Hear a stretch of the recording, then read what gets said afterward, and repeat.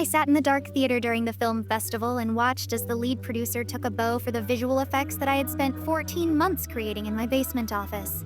My name didn't appear in the rolling credits at the end of the movie, and as the audience stood up to give a standing ovation, I felt a hollow, aching void in the center of my chest. I had worked for this man, a guy named Julian, on a freelance contract that he had promised to finalize once the funding came through. Instead, he had taken my final renders, blocked my number, and was now standing on a stage accepting an award for work he didn't even know how to open on a computer. Julian was a silver-tongued operator who knew exactly how to make young artists feel like they were part of something historic.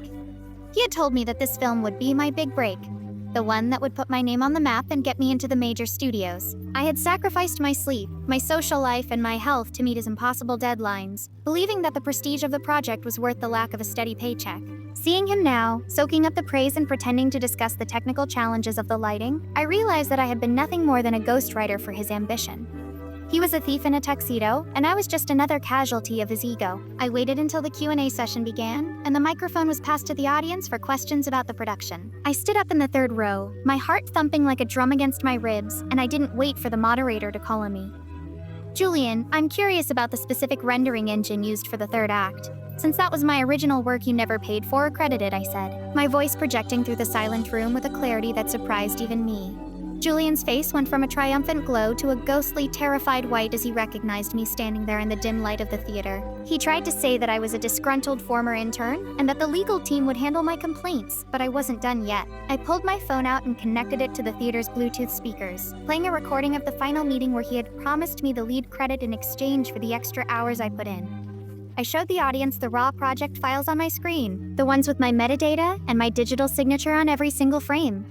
The room went from a celebration to a trial in a matter of seconds, and the festival director stepped onto the stage to take the microphone away from Julian while he was still trying to stumble through an explanation.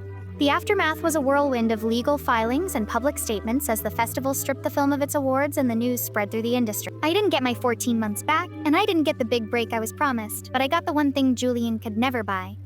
The truth. I ended up getting hired by a rival studio that appreciated my work and my backbone, and they made sure that my name was the first one on the list for our next project.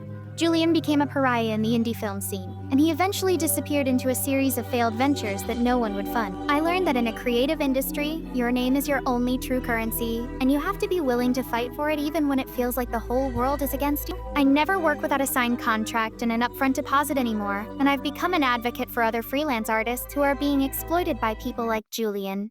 My career is finally on the path I always wanted, but I'll never forget the feeling of sitting in that theater and realizing that my silence was the only thing making him successful.